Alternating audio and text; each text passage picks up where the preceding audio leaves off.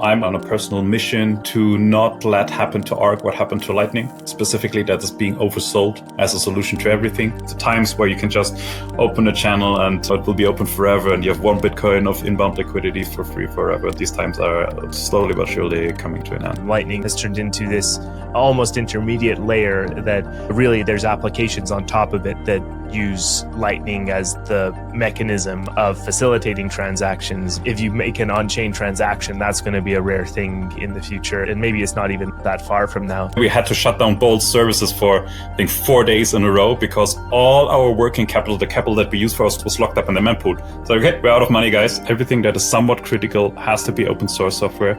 We sometimes use the service, we pay for it, but we want to be able to run it ourselves because we don't know what will happen to the service. Open sourcing everything and just selling the service is the obvious ethical way to go about things, and it's also the way to get the market signal if you're doing the right thing or not.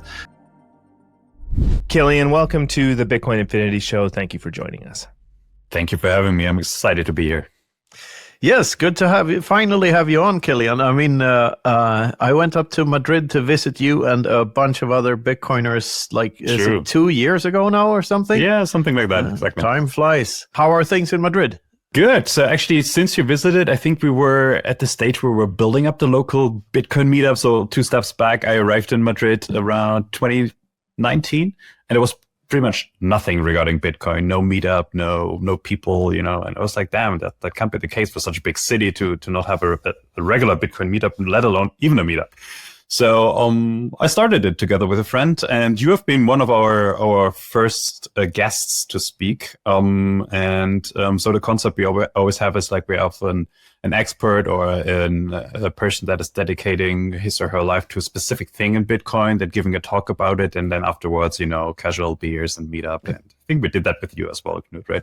So since then, it's been growing and it's been going great. So we have a core of, let's say, 40 people now that show up every single time we do a meetup. We do it twice a month now. So things are good in Madrid. It's finally, Bitcoin is moving. Good to hear. So you either have an expert or someone like me. Your interpretation. Well, anyway, that's good to hear. Well, since this is your first time on, I think a little introduction is due to for our listeners who don't know who you are, which I think is a handful of them at least. So can you give us the TLDR on Killian and where your origin story, how you found Bitcoin, and what you do now, and all of that? Sure. Okay, so I'm Killian. I'm with Boltz, and I discovered Bitcoin back in 2015, early 16, back in China. So my story is maybe a little bit different than the story of a lot of others, because I got into Bitcoin by starting to work in Bitcoin without having a clue what it is or how it works. So what happened in the end was I was working at a large German automotive company in China, and decided that this big corp thing is not for me. Switched to a smaller Chinese supplier, which decided to go bankrupt within 3 months. And then I was basically in the streets of Shanghai back then, and was like, okay, well, what I'm gonna do? And ended up going to a Bitcoin meetup back in Shanghai, and that's where I met Sabson. And Sabson somehow convinced me that night to come into office the next day. He was working at BTC China back then, and a week later, I was working for them. So that's basically how it happened. I started at BTC China. Pretty early on, I've been with the mining pool. So taking care, of the mining pool system, the interface, the website. Also actually flew to Sichuan to visit a couple of mining farms. I did a documentation with TechCrunch, actually. You should find the link somewhere.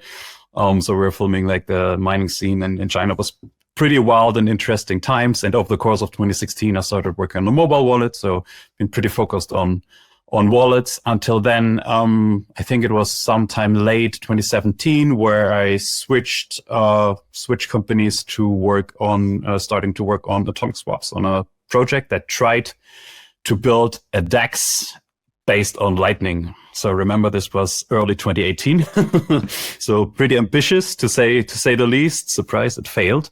But the good outcome of that story is that we started Boltz as a sidekick of that Lightning DEX. By the way, it was called Open DEX. The website might actually still be around somewhere. So Boltz was a little bit of a band-aid of a little thing that we did on the side in order to help OpenDex to manage Lightning liquidity.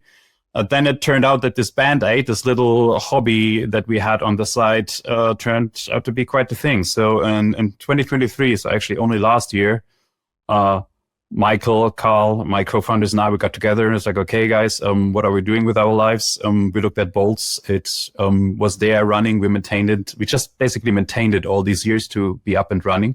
But it had organic growth, even though we didn't launch any new features. It was really in pure maintenance mode. And we felt that it deserved more. So that's where we then decided to start going full time and see how far we can get. And 1.5 years later, I would say we're in a pretty decent position where Boltz is doing well. We saw a lot of integrations. We launched a couple of new swaps. We can talk more about it later, I guess. But yeah, that's basically my story, I guess. Yeah, we're gonna deep dive into what Boltz is a little later on. But like, I'd like to call back to this.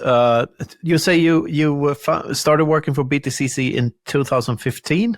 Early 2016. I think it was February 2016. Yes. Yes. And I think what most people don't know about this era in Bitcoin is that China was super, super dominant. Like it was almost a Chinese project. Like they were very much dominated by China, especially mining, but also other things. And I think BTCC was one of the only Chinese mining it's an mining or exchanges, right? An exchange that also had a mining pool. Had a mining pool, exactly. Yes. That actually could bridge that gap, that didn't have the language barrier because you had some English speakers, including you and yours truly and Samson, right? Yes. Well, Samson, Bobby, the CEO, I mean, he's American as well. So it was really this hybrid that made BTCC or BTC China special back then, yes. Yeah. And were you a part of all of these meetings, like during the block size wars and everything? These secretive meetings between miners and... no, these ones, no. So I've been part of the meetings within BTCC that were discussing of... I mean, it was wild times back then. I remember... meeting of BTCC management sitting down, and Jeff Garzik just released his version of SegWit 2x, and there was a serious debate of, is this Bitcoin? Are we running this? Is this the thing that we decide to be Bitcoin or not? And it was highly confusing. And back then, I mean, in hindsight, everything looked so clear and and so I don't know, evident. But back then it wasn't. I was new to Bitcoin, but even people that have been in the game for many, many years, like Samson and Bobby, they were seriously confused of what to do with it. So high uncertainty if Bitcoin even survives this, to say the least, right? So I have not been part of any secret New York agreement, stuff like that. I've not been there, and I'm gladly so. But within BTCC, from an exchange perspective, it was an incredibly confusing and frightening time because you clearly didn't know what to choose. Yeah, I'm so curious because you say that you started working for a Bitcoin company without knowing what Bitcoin was, and I think you're not alone. Yes, for people that started working Bitcoin back then, and to be honest, I don't think anyone really knew what Bitcoin was back then. Or you could make the argument that still no one knows what it is exactly. Like we're still trying to figure out what this thing is. But in hindsight, it's this David and Goliath story with like this thing. For those that don't know, the block size wars were on the surface about should we increase the block size or not, but they were really about control of the network and who was in charge of the network. And it wasn't sort of common knowledge at the time that the users were really the masters of the miners and not the other way around. So I think a lot of the people at the mining companies thought that they had more power than they actually did over the network, which and is exchanges too. And like exchanges too, like all the big companies, like this New York agreement and everything, like almost every big company signed it. BitPay signed it, and Jihan signed it, and everyone signed it. But it didn't go through because the users didn't want it. And the markets clearly showed that, like, we don't want this thing. We want Bitcoin to be decentralized. Otherwise, it doesn't work. And increasing the block size, of course, would have set a precedent for doing so again, which would have rapidly destroyed the decentralization and put Bitcoin in the hands of a few powerful players. And luckily to me, I'm telling this story because to me, this is the pivotal event in my, like how I discovered Bitcoin, because it wasn't until this unfolded the way it did that I was convinced that this is the future. Like, there's no way this is unstoppable, truly unstoppable. So yeah. But 100% agree. And what made this situation even more special, not only being in China, but also being in BTCC, was that you had Samson in there, right? So Samson was one of the vocal advocators. Like one of the first things I got from him was a UASF hat. I had no idea what it was, but then I started, like informing myself what the hell is going on here. But I was right there, the source of information, and also from a corporate standpoint, that came from the rest of the management team that wanted something different. So there was an internal conflict going on as well. So highly confusing, but in the end, I appreciated so much that I had the chance to be there and actually have all this information right at that time. Whereas I think for many others, they just didn't have access to these kind of things. No, it's fantastic. You have like firsthand information, like you were there, and but I witnessed it from the sideline. I mean, I witnessed it from my couch via whatever I read online. But the whole, even Samson has told me that his views on what Bitcoin has changed a lot during that time, and even he wasn't like clearly on one side until specific points in the events that unfolded. And it's so interesting because you have these developers, which are mostly from the English-speaking world, and then the hardware manufacturers and the exchanges and the miners are mostly from the Chinese-speaking world, and it's pretty hard to like bridge the gap between the two. And I find it insanely fascinating, and people should study it more, and the story should get out more. There's a good book about it. But I believe there will be more books about it in the future.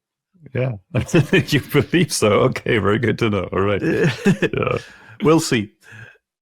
Anyway, where are we? Well, Boltz. Can you tell us a little more about Boltz? What is Boltz, and how has it changed since you went full time? Sure. So Boltz started out, as I said, like a Band-Aid. So basically, the initial idea of Boltz was to create a service that would connect to your Lightning node and take care that channels are in balance, basically however you wanted them to be, like have this amount of inbound minimum or this amount of outbound minimum. So that's basically the idea of Boltz. So it was really this tightly coupled Lightning rebalancing service. We pretty quickly, we opened that up to the outer world, though, with a website. So that's something that makes Boltz very special, that not only technical people can access it, but also it has a pretty easy to use web interface, which is available at Boltz Exchange. So it's a simple website where you say, I want to go from Lightning to Bitcoin, and this is how much I want to swap. And we launched the website already back in 2019. So back then it was a little bit unthinkable to do all the crypto magic that is required for this service to function in a web app, but it was definitely possible. So then we spent some time working around the UX issues and make it really a decent enough UX. That being said, the first website was horrible. It was ugly beyond imagination. I think I still have we still in our blogs we have a blog post up where we have the 3 different versions of 3 different iterations of our web app to look at. And it's just funny if we look back and how things were looking back then. But it was functional. That was the most important thing. You could move between the Bitcoin main chain and Lightning to keep your channels balanced. And then this was basically unchanged until 2023. That was the premise, the USP that the product had, the positioning. And in 2023, when we looked at it and said, okay, we want to put attention, we basically think, okay, what's the next step? What else could Boltz do to help Bitcoiners? And then 2023 happened. Ordinals and let's just call it mempool congestion happened, big time. Go to WTF happened in February 2023. Very good website. Okay, I didn't know about this website, but yes. So that was the time where we saw the window of opportunity for Liquid. It became pretty evident that even for especially for channel rebalancing, because that was the use case that we were targeting. So, okay, this is not functioning anymore, right? So we increasingly noticed how the Lightning Network was becoming less reliable because the rebalancing mechanism based on the main chain was less reliable. It was not reliable at all. It didn't work, right? It basically didn't work for an entire week. And you could notice how Lightning payments were increasingly difficult actually to get through because channels were utterly imbalanced. So I said, okay, what's the solution to that? And then we looked at Liquid again. Because I'm saying again, we had out of pure technical interest, we started with the Liquid integration already a year before. There was just never the motivation, not being full time, just being a hobby. There was just never the motivation to push it across the finish line. But 95% of the work was done. So then we had the motivation to say, okay, that this might be quite the solution for Lightning channel rebalancing in times where we have these sustained high fee levels. So we did, and we launched it maybe like a week or 1.5 weeks after the fee increase happened. So Natterback was like, wow, these guys implemented all this in a week. And so it's not exactly true because we, had this lying around for more than a year. But this is where we launched it back in, I think it was end of May 30th or something like that, where we launched Liquid Swaps and went out with that. And then things started changing. We saw a lot of interest, pouring in also criticism. You don't do the things right if there's not a decent amount of criticism in the market. But since then, I think what we changed the perception of the Liquid network. We changed the way people think about it and how it's being used right now. Because as of today, we're not only doing channel rebalancing, we're also enabled a new kind of wallet to interact with Lightning using Liquid Swaps. So that's something that has been wildly successful in the past couple of months. So these things were developing since we launched Liquid roughly 1.5 years ago. Another add-on that we're doing right now is a BTC Pay plugin. So that allows you to accept Lightning without running a Lightning node. So this not running a Lightning node is becoming increasingly popular. Not that, we really support Lightning and we will always want to help Lightning with rebalancing, but running a Lightning node is not for everyone. And that's something we realized, and that's why we're increasing our product offering for these kind of things. And it's also being accepted really well by the market, even though it's still beta.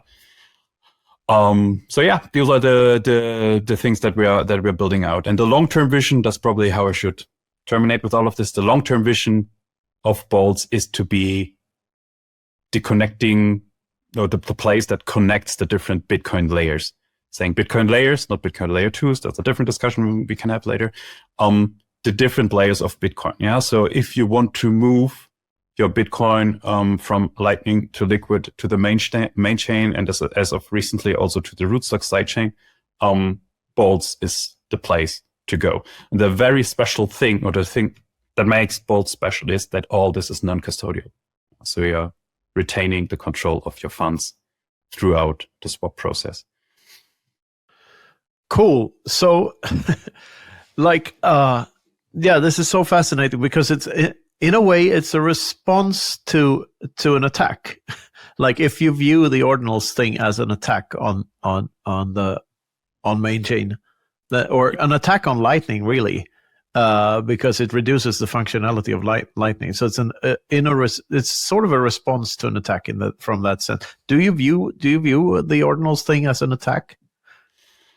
I'm not pro Ordinals, obviously, but I don't think I view them really as an attack. Don't think they were really intended as an attack. The result was, right? So the result was large interruptions across the board. By the way, we had to shut down Boltz services for, I think, 4 days in a row because all our working capital, the capital that we used for us was locked up in the mempool. So, okay, we're out of money, guys. And we, replenish.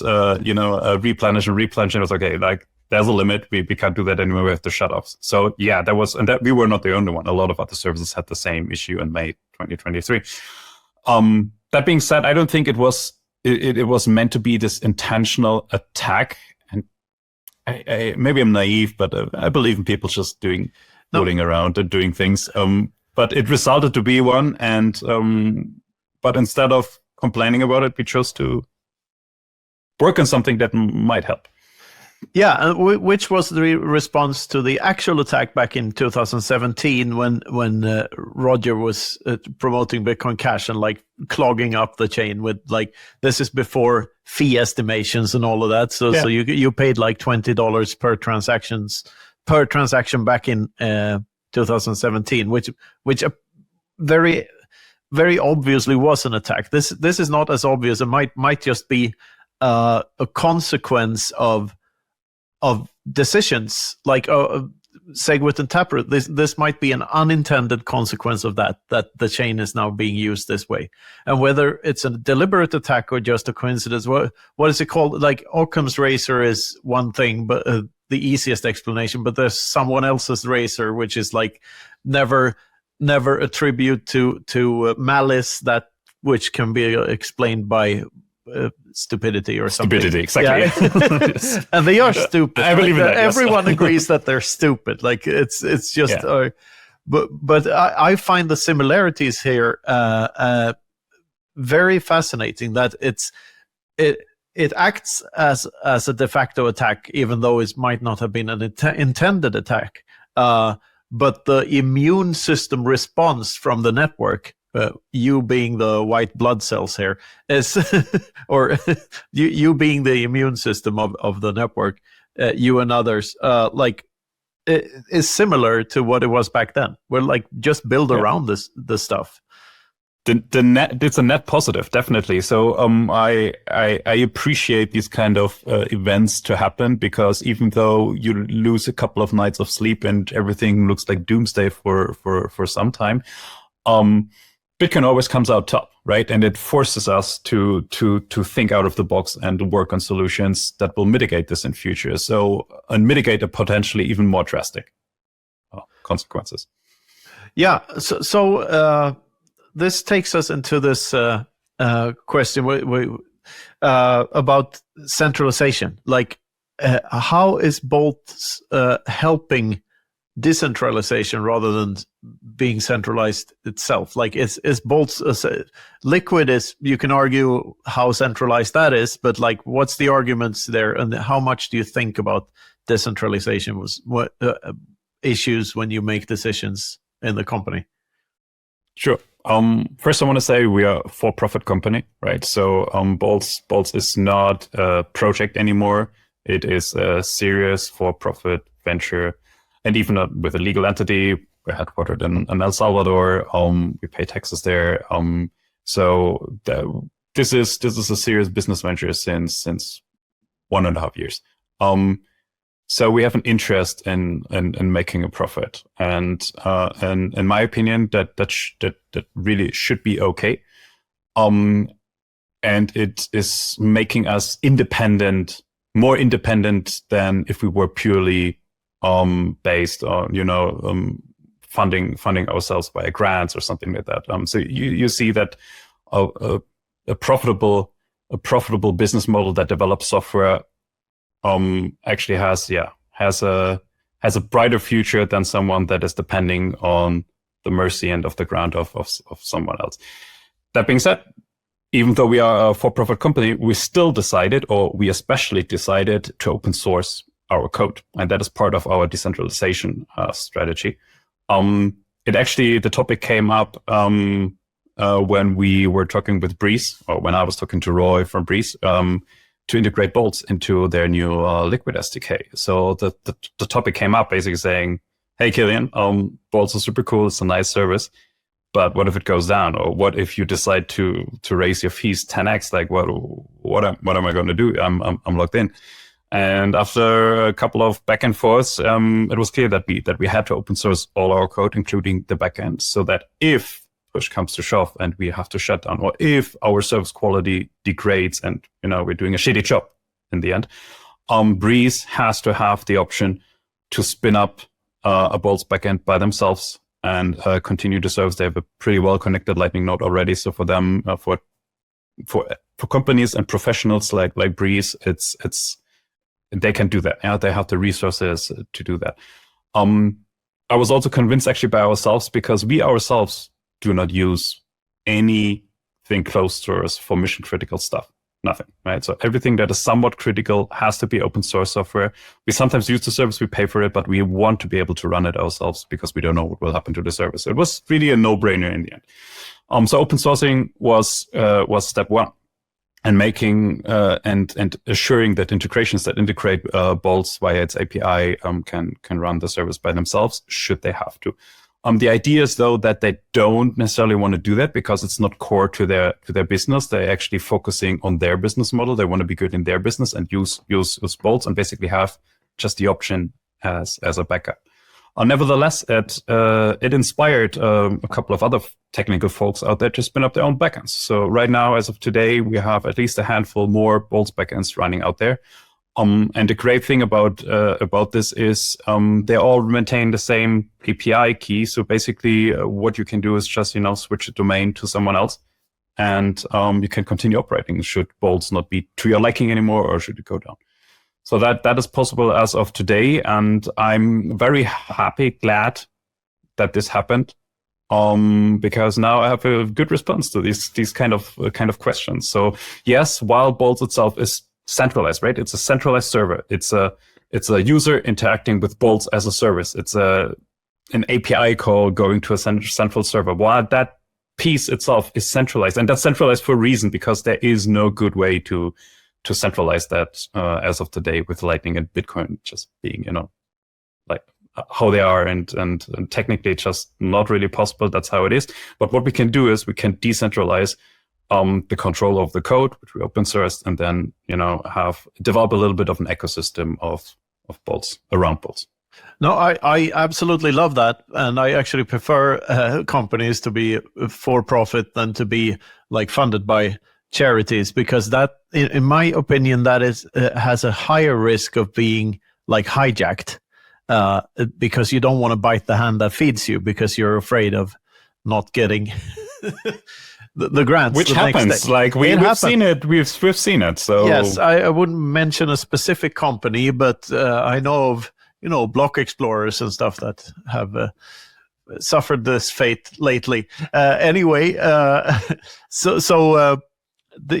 or maybe I shouldn't throw too many stones here. But the thing is that this is the way to go from an anarcho-capitalist ethics perspective.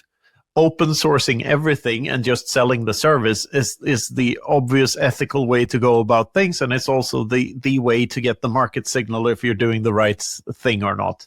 Because of course, information should be free, but the information, the code, is not the service you're selling. You're selling But we had to realize that, Knut. So that was actually part of our journey was, and in the discussion with Roy, I had to realize that we're not selling a service. Not selling a software, but we are selling a service. And our USP is the operations, that we manage our liquidity well, that we have good uptime, that things are reliable and stable, rock solid. That's basically what we are selling, and not the software itself. No, and this is what I love about the free market mechanism, because in the end it leads intelligent people to make ethical decisions, because it wins out. And especially now that we have a Bitcoin, then that's sort of turbocharged And no, I just love it. Luke, I think this is the point where you come in.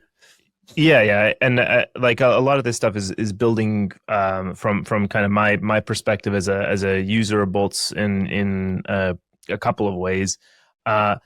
I guess just kind of digging into some of the experience of Boltz from a user's perspective.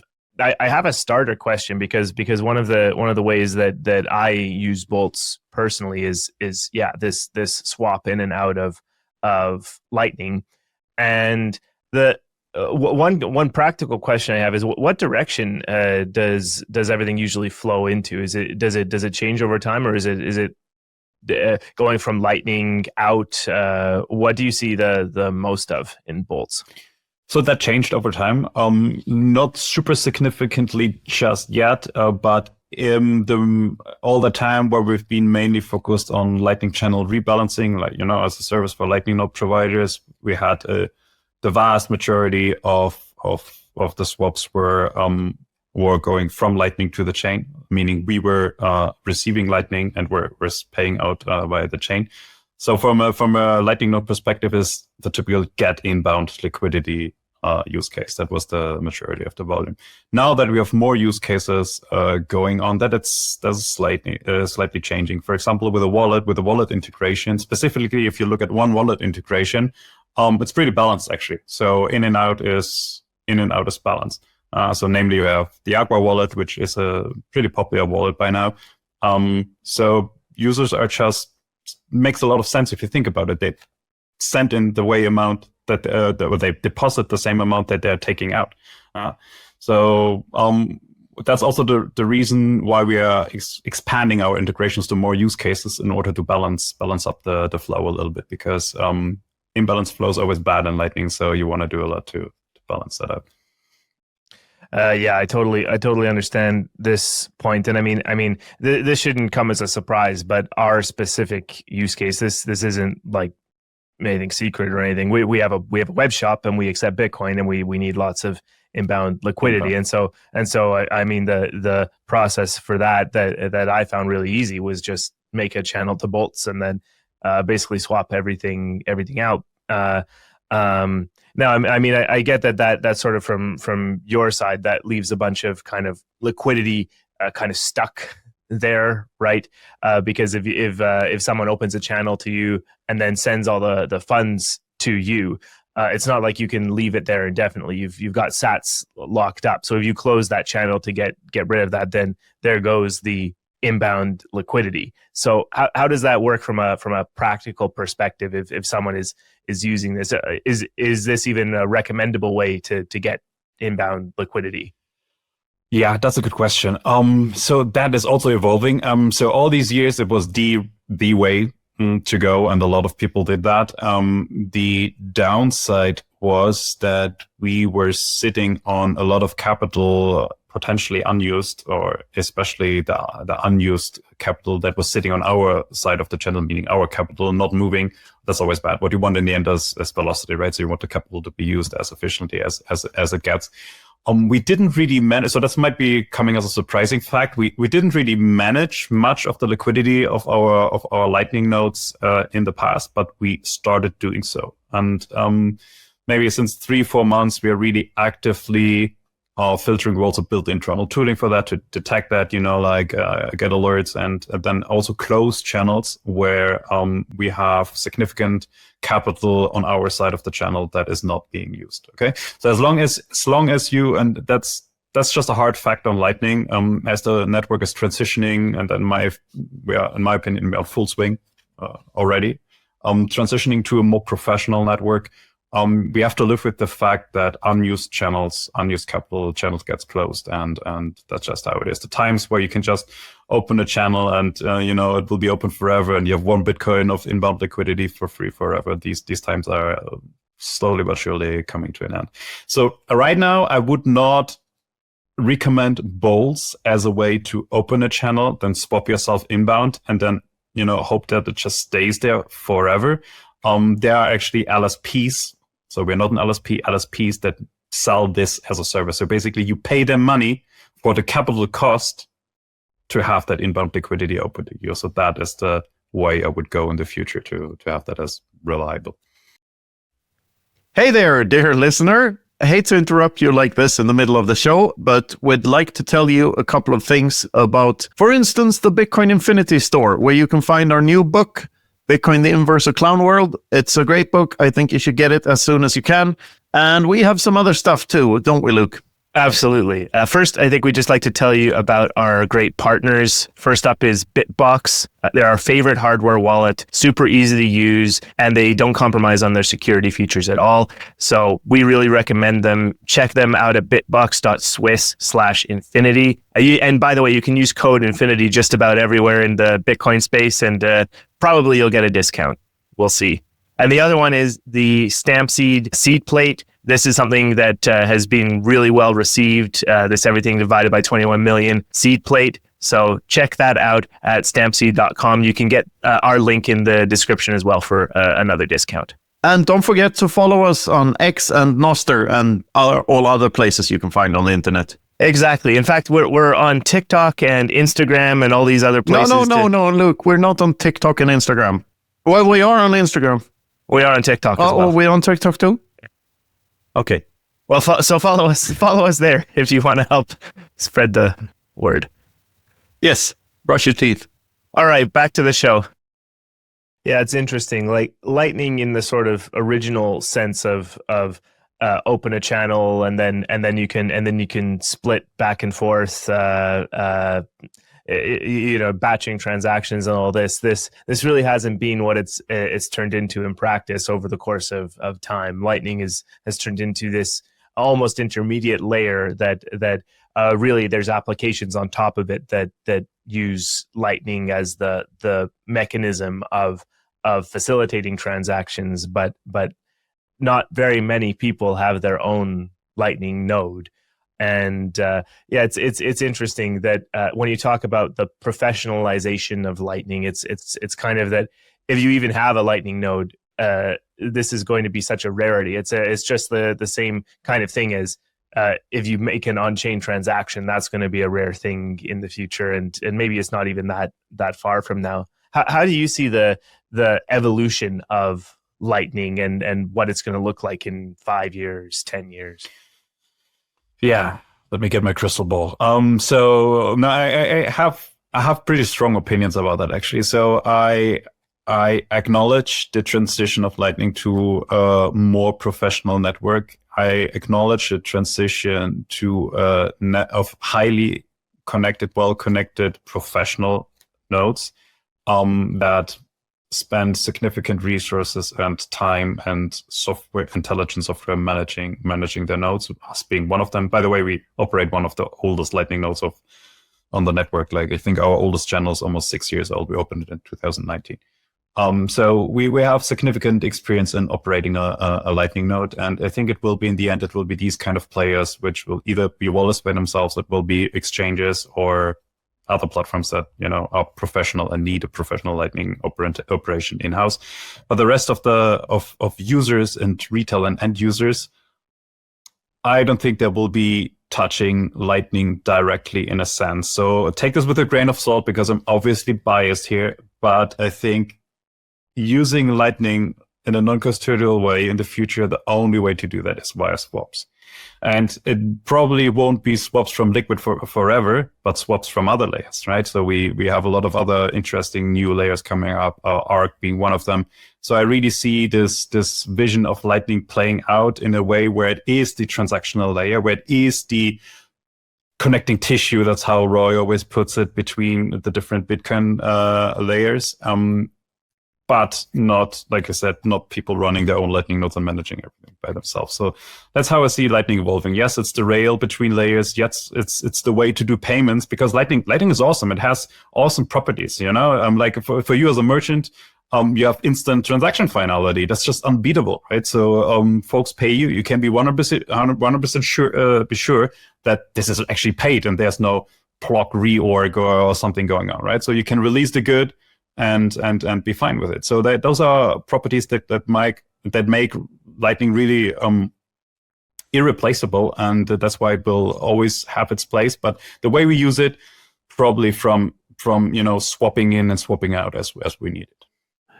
Yeah, this grain of salt you're talking about to take this with, I take it with a grain of salt from shitcoiner Tears, because they are salty about the whole Lightning situation. And this is one of the main criticisms about Lightning and Bitcoin scaling in general I hear from shitcoiners, is that Lightning is totally centralized and is totally not self-custodial. And it's so tiresome, because then they go on to talk about sharding or something. And the thing they're missing is that, yeah, sure, you can theoretically do fractional reserve on custodial Lightning at some point, but it's still way, way, way better than banking. You can't do it to the same extent as you can in the fiat system. It's still even if the worst case scenario, if Wallet of Satoshi decides to give out paper Bitcoin to 10% of the users or something, they can't do it. It doesn't scale the way fiat does, where you can create 99.9% of all the currency in circulation is just conjured out of thin air. You can't do that. So it's still such an upgrade for humanity. So they're missing the point, in my opinion. And yeah, plus, what are your thoughts? Plus, I think there are viable ways how, with a good UX, a really good UX, how we can use Lightning in the future being non-custodial, right? So that's a situation right now today, and I also don't see it that critical. But I'm very hopeful. I'm very positive about the future of the non-custodial future of Lightning, and the main underlying primitive being swaps. Yeah, I bought some inbound liquidity yesterday for my newly set up Albi hub running. So I run Bitcoin Knots and LND and Albi hub on my Start 9 here, and I'm not very tech savvy, but I'm fiddling around with it and seeing what I can do, and I enjoy it. And Albi is one of those Lightning services that are sort of forcing people to become more technical with it, and yes. Yeah, and I love that. They're steering you in the right direction. Yes, so that they are completely discontinuing the custodial product is the right thing to do from a company's perspective, because they just don't want to have custody. I certainly wouldn't want it, That's also part, by the way. So it's not only Bitcoin ethos and our personal ethics that we are putting so much focus on Boltz being non-custodial, but also from a legal standpoint, as we have learned in the past couple of years. It's probably a good idea to not have custody over user funds. And I think that's also part of the motivation of Albi. Absolutely, because it's only when you do that you are really a financial company, isn't it? Or a bank or something. If you don't ever touch people's funds, then again, I mean, attacks can come either way. The Pirate Bay was a link provider, nothing else, and they got in legal trouble for that. So I guess the risks are always there, as long as the motivation for the assholes are. But still, yeah, I understand that motivation perfectly well. Yeah, and I also believe in our world transitioning towards a world, unfortunately, probably a two-tiered world, a world where you have places where you can be sure you're safe, offering a service that is doing nothing illegally, and not having control over customer funds is the defining factor. And then there will be another world where all just doesn't matter, and if they want to, basically legislation through enforcement. But that's just really not the world I want to live in. No, and I mean I think the thing is that Lightning, like anything on Bitcoin, is all a matter of degrees. But I think what Knut said earlier is that it's all better than the fiat system. Just getting some kind of exposure to Bitcoin somehow, and of course, if you use a third party or have a custodian or have some intermediary, there's some kind of risk there. But at the end of the day, having some amount of Satoshis somewhere is better than having no Satoshis anywhere. And so I mean I like this trend, and I mean I think all advocates for Bitcoin generally can do is encourage people to get as deep into that stack as possible. But eventually it is just going to get to the point where the amounts of Satoshis that people can acquire aren't going to, for example, enable sending the on-chain transaction to open a Lightning channel to make payments in the self-sovereign way. And so then it's going to start to get into other things, other solutions to enable people to do this, whether it's sending Bitcoin to some kind of Lightning provider or whatever that looks like, or it's using things like Liquid, these other layer 2s that you've mentioned, but Liquid is kind of the interesting one. And I really started to use Boltz actually when the Liquid support came in, and I remember. Yeah, and I remember the three of us were in Riga. We had a conversation 2 years ago in Riga, and it was shortly after the Liquid swaps had really started to come in, and this is all the kind of the peak of all this, and it was really interesting to me. Let's use Liquid as this way around the spam issue, basically. And what are your thoughts on the use of Liquid generally in terms of basically this layer to offload the on-chain dynamics and kind of get rid of that not so much risk but that externality and just keep transacting with Bitcoin, using it with Lightning, using it with Liquid? What do you think of that? I think that's the way to go. So main chain block space is one of the maybe the scarcest resource next to Bitcoin itself that we have on the planet. So we should treat it as such. So even though right now some of us might be forgetting about this because fees are relatively low, I think it's crucially important that we keep in mind that building anything that relies on Bitcoin main chain block space is prone to fail, right? So that's what you should have in mind. So using the main chain for something like Lightning channel rebalancing is just not the way to go. And I might even go further than that. Using the Bitcoin main chain might not even be the preferred way to anchor Lightning channels itself, right? So if you're looking a couple of years down the road, we might also want to have most of the usage. So don't get me wrong, the main chain Lightning network will not disappear. It will stay there. It has its place. But it might be a good idea to actually anchor Lightning itself onto another layer 2, specifically Arc. I'm very hopeful and very positive about anchoring Lightning and Arc. I gave a talk about this, and the feedback was actually pretty cool. In adopting Bitcoin 2 weeks ago, 1.5 weeks ago. So those are all ways how we can make ourselves more independent from the Bitcoin main chain, and it's an absolute necessity. So the Bitcoin main chain or the Bitcoin on the Bitcoin main chain really have to fulfill this one purpose of being the source of truth, right? So have this cryptographically verified one-to-one relationship between whatever layer and even the layer 3 or whatever is built on top. So let's say Lightning on Arc is layer 3, then Arc, it all has to trickle down to the same amount of Bitcoin, so we can make sure there's not more than 21 million. That is the main purpose, but not every transaction on the main chain that can be avoided should be avoided. And Liquid right now is just the place to go because it is rock solid. It is up and operational without any major hiccups since 2018. It is a Bitcoin core fork. So running this is really easy for anyone that knows. Knut, you could do it, right? So for a corporation to run this and to even integrate it as for an exchange to integrate it, it's that easy that it's almost surprising that they don't do that. Because from a technical perspective, it's literally zero effort. It's really just managing the balances.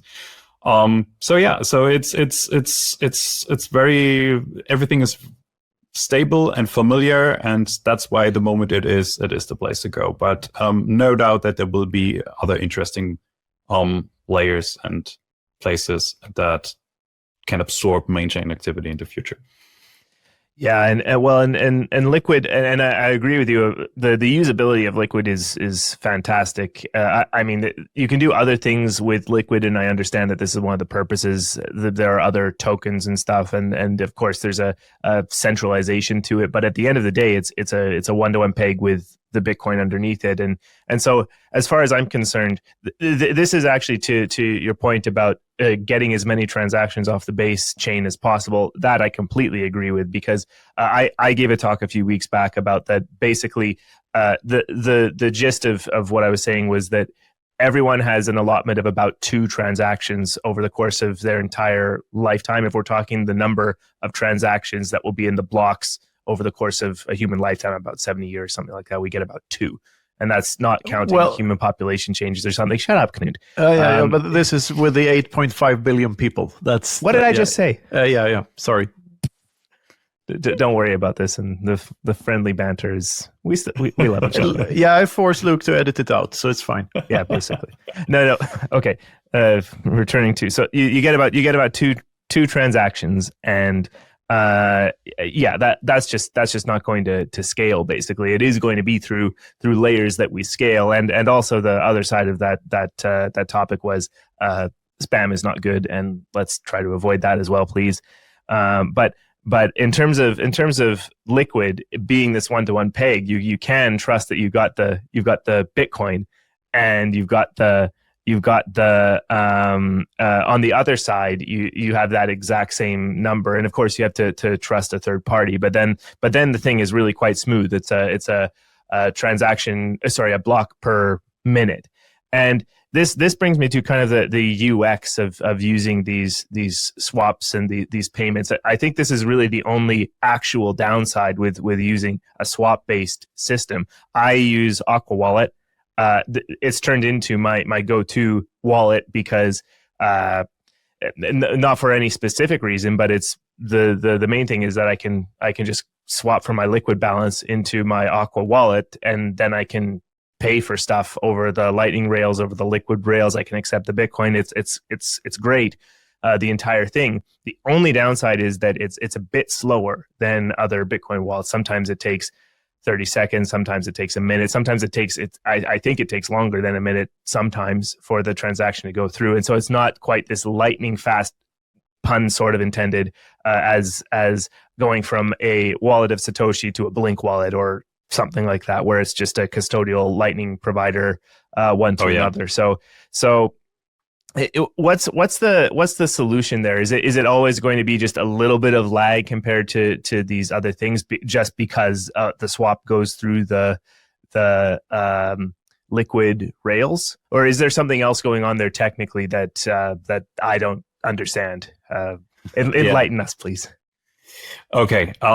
So Agua in general has a little bit of lag, and Samson is implementation related. So the loading times and all that stuff. So that also makes Agua sometimes feel a little bit slower, but that's entirely fixable. And Samson and team, they know about it. I actually sent him a long list of feedback after adopting Bitcoin, because I used it as my daily driver there as well. What to fix, and I'm confident things will be faster and snappier from the UX perspective. For the Lightning payment itself. So what is happening under the hood when you do a Lightning payment is you send Liquid Bitcoin into a Boltz swap. So it's being locked up in the lockup address on the Liquid chain, and that technically takes up to a minute, depending on the block time the time between 2 blocks that you got there. Could take up to 60 seconds if we were waiting for one confirmation. So actually on Liquid, the design, and that's why we are in close contact with Blockstream, is to actually keep zeroconf safe. So we know now, and we learned that zeroconf on the main chain is a no-go, and since mempool full RBF, thanks Peter Todd, is a thing. There's just no zeroconf anymore, and if you do it, then it's just a very high risk. On Liquid, the design and the intention of the technical design is to keep that safe, and actually, quite the contrary, make it safer. So we're working on certain internal tooling to actually make Liquid zeroconf transactions for anyone safe to accept. And that is the upside of the centralization of the 15 functionaries that produce the Liquid blocks. In very simple terms, if all 15 functionaries tell you, I have this transaction in my mempool, I will include it in a block. It's pretty safe to accept that transaction. And that's basically, you should embrace that centralization, then actually leverage it for that. And that's what we're doing right now. So we're accepting zeroconf transactions still with an upper limit. but we definitely can increase that limit and make these transactions maybe total round trip type, maybe like something like 2-3 seconds, where you should be having your liquid Bitcoin being accepted by Boltz, and then Boltz start paying the Lightning invoice already. So that is as fast. That should be technically as fast as Phoenix in the future. Right now, there are certain delays for security reasons in each and every step, so you always end up with a slower time. But it will always be a native Lightning payment. So it will never be as fast as a wallet of Satoshi to wallet of Satoshi transaction, which is just a database transaction, right? So that one is always faster. That's unbeatable. We have to live with that, but that's okay. No, of course. And actually, I can say from experience, using the Lightning side of Boltz, swapping in or making a payment from Liquid, the as soon as if I'm making a payment from a Lightning channel, Boltz receives it and it processes it. Like I don't even have time to switch the tab. It's already done. So yeah, I can speak to that. Things appear to be really quite tight on the Boltz end. It's just using the different technologies in concert, I guess, kind of makes it complicated. But nice to know that it's working. It's improving, yes, and it will be faster. If I was to do a TLDR on like your back and forth here the last 20 minutes, it would be 20 minutes. It would have been Liquid is pretty solid.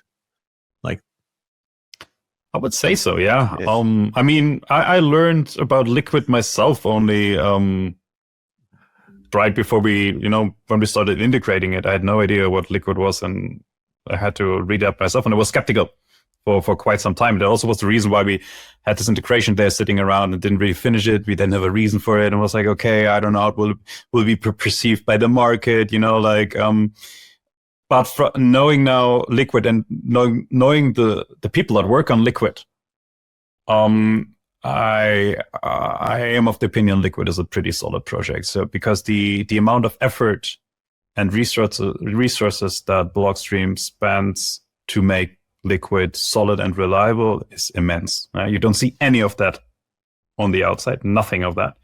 But the fact that it didn't have a single downtime since I think one small incident in November 2018, or was it 19? There was no downtime, right? So that means quite something. And there's nothing oxymoronic about something Liquid being solid at all. Yes, he always manages to find these. Isn't he? Yeah, okay. From one thing to another, dad jokes aside, like there's, I met a couple of Rootstock advocates in Buenos Aires. You mentioned Rootstock before. I'm very unfamiliar with the project still. They tried to explain some stuff, but a lot of that flew over my head. So like. What's Rootstock and is it solid? Rootstock is pretty similar to Liquid. So to the solid part, let's come to it maybe in the end. So Rootstock is a sidechain, just like Liquid. It's based on the same principles. There are a couple of technical differences, or maybe first the similarities. It is a sidechain. It has a federation that is a big multisig custodying the one-to-one pack with RBTC, how it's called on Rootstock Bitcoin versus mainchain Bitcoin, same way Liquid Bitcoin versus the mainchain Bitcoin. And yeah, it's a sidechain. It's a blockchain based. It has block intervals. It has 30 seconds block intervals instead of 1 minute like Liquid does. And one major difference is that in Rootstock, the federation that guards the multisig, the RBTC, is separate from the block producers. So in Liquid, it's the same 15 entities called functionaries that do both. That do guard the LPDC pack, but also produce the blocks. Yeah, have the mempool running and basically put transactions on blocks and attach them to the chain. And Rootstock, it's actually the actual Bitcoin miners that do that. So Rootstock is being secured, and block production happens on a mechanism called merged mining. So I think right now it's about 60%. This is changing because of new mining farms coming up and stuff. But around between 50 and 60% of the Bitcoin miners, which is pretty decent hash rate, is securing the Rootstock sidechain at the same time. And merged mining, in simple terms, is interesting for miners to do that because they get a part of the fees, the fees that are being spent on the Rootstock sidechain as their reward. So it's an additional income, and that is the important part, without extra cost, right? So merge mining is for free, so they don't have to put up more power or more electricity in order to mine Rootstock as well. The technical underlying concepts of Rootstock are pretty sound, I would say. The peg mechanism is on a technical level different than the one used in Liquid, but is proven. It's live since 2018 as well. Actually, before Liquid launched, so Rootstock launched, I think, in January 2018, so early 2018, and Liquid launched maybe October, November. So pretty much at the same time. And for us, it was really a no-brainer to integrate Rootstock as well, because it's just the similarities are there. And additionally, Rootstock has its own ecosystem. And that's probably a part of the technical difference that you won't like, Knut, is that it's not a UTXO-based chain. It is an account model. And the idea is to basically be compatible with the Ethereum EVM in order to make it easy for projects to move over. So the pitch of Rootstock is basically port over your DeFi project from Ethereum or some other EVM ecosystem to Rootstock, make everything be based on Bitcoin. It's all RBTC backed. There's no other token involved in that, and that's basically the premise. And to be very, very secure because of the high Bitcoin miner hash rate that is securing the network.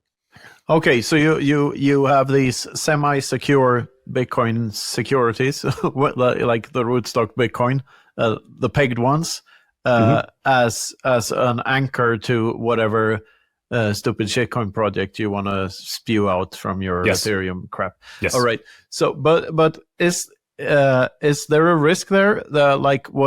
Merged mining and everything? It sounds to me like this could potentially be messing with miner incentives. Somehow. What way? Well,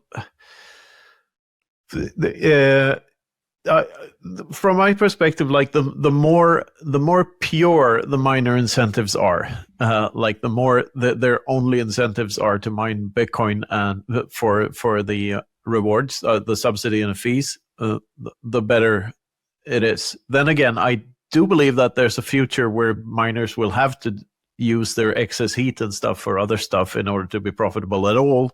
So there's bound to be other incentives going into it. I just really, really, really don't like Ethereum and anything connected to it having messing with Bitcoiner incentives. But maybe that's not a risk. Good idea for something here.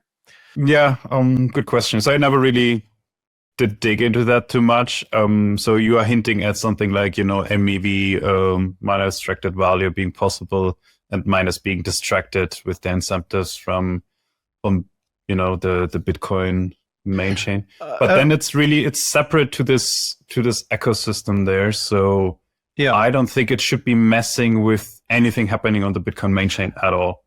Would a good analogy be like a gold miner digging for gold and also finding some other substance that they're using for something else, because they might as well dig for that as it's exactly. So they discovered some silver as well. They discovered some other metal that is precious, and I think that's a valid analogy. Yeah, even though the silver might be used for selling some crap to people. Well. Anyway, I can't take that analogy any further because it doesn't really work. There's only one element, zero. There aren't stable isotopes of it. So yeah. Well, and I think the follow on to this is that this is exactly along with our thread recently. We've been having some discussions about this type of thing, like shit coins on Bitcoin, and basically our view, I think is pretty much as long as they fuck off and they're not doing what they're doing on the main chain. Like if someone has to do a peg in, okay, that's fine. That's you're moving your UTXO from one address to another. That's completely compatible with Bitcoin in general. And then you go off on your side chain or your side layer or whatever you want to call it, and do your thing. And then eventually you can peg back in your Bitcoin or not. And that's your choice. And I think that model is fine because people. I think that's the case for Rootstock, yes. So definitely, I mean, if you have an EVM, you have Turing complete programmability, then people will do things, and you can't prevent that. And that is okay, Knut, in my opinion. Just let them do it, and if it's confined to this, like you said, to this space on this layer, why not let them fool around? What really excites me about this, though, and I guess Rootstock is probably one of the, I'm not sure at how many other layers we will be looking in the next year, for example. But what really excites me about the programmability is that it actually could be useful for Bitcoin. Let me give you an example. I think I highlighted it even in the blog post where we launched the Lightning to Rootstock swaps in the past couple of weeks. Is Lightning has a couple of problems with doing more advanced things. One of those, for example, and I bet you can easily follow the argumentation here, is with prism payments, or payments where you have to split up one payment into multiple. For example, when you are publishing an article and there was 3 authors that work together on this article, you want to have a way how you can split up one Lightning payment of a paywall or some reader paying it automatically to these 3. So right now there is no good way to do that in a non-custodial manner. Right now usually is LNUL, I accept that, and then I push it out via a regular LNUL payment to these other. But the node in the middle is trusted. A system like Rootstock, you could use it in order to do that completely programmatically and thus non-custodially. If you, instead of staying only in the Lightning layer, is okay. Paywall user pays into a Rootstock swap, and then the Rootstock swap pays out, maybe not even all via Lightning, maybe some via Lightning, some via RPD, some via LBDC, but the Rootstock contract does its thing, and it's not stoppable, So I see potential, and it's just the first idea that we have, but I see potential that this could be useful for Lightning itself even. Yeah, I mean, I mostly agree. I think that this, the thing is, yeah, sure, once people are going to use their Bitcoins for different things, and Bitcoin is different things to different people.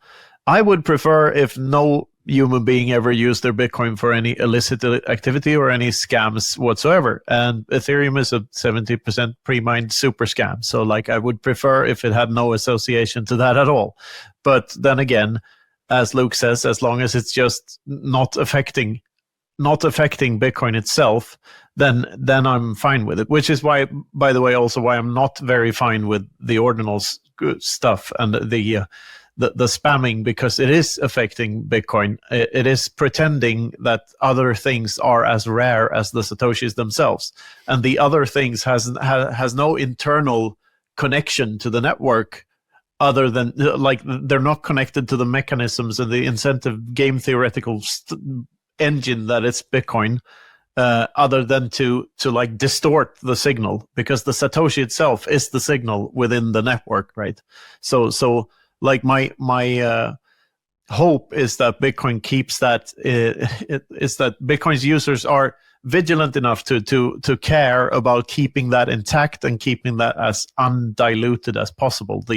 The absolute rarity of the Satoshi and how the uniqueness of that property and how it cannot be replicated. Maybe my argumentation actually works your way. So what if I told you that we create incentives for people that have this unbearable need to create these kind of systems, to not do it on the main chain, but do it somewhere else, because it's so much easier there. They actually have the freedom. You might even be supported, you might even have wallet support. You have, you don't have to do these crazy hacks in order to make it happen. So if we create incentives for people to actually move to other layers to do that, better. Yeah, I'd prefer they were completely separated from the whole thing, because I don't believe that there's such a thing as a digital token at all. I don't believe in intellectual property to begin with. So I prefer if they stay as far away from Bitcoin as possible.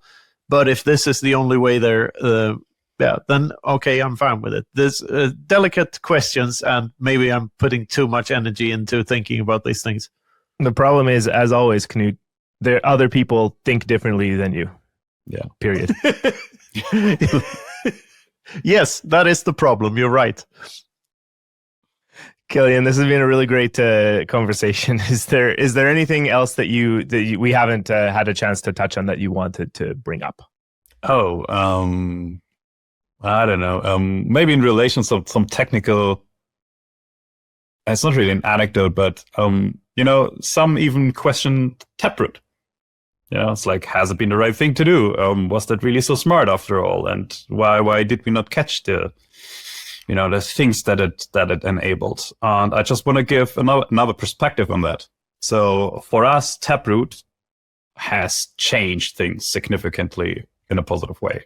And let me tell you how. So, especially for wallets like Agua, we had one property that was basically a no-go for these integrations, and that was that you had to wait for refunds to arrive in your wallet when a Lightning payment failed.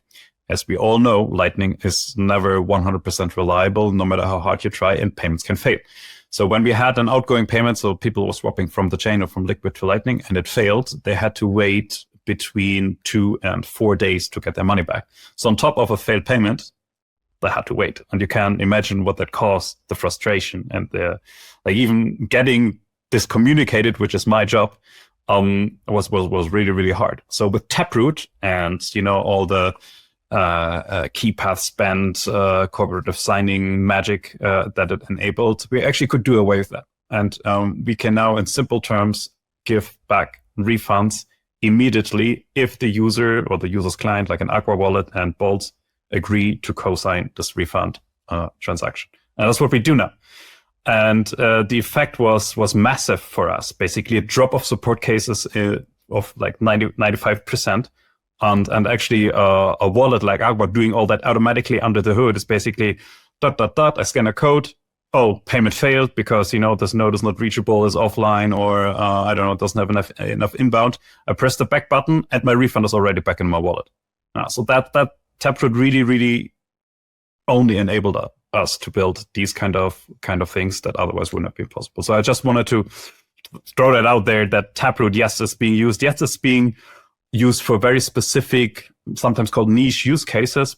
But in these niche use cases, Taproot really, really shines. So, that's my take on that.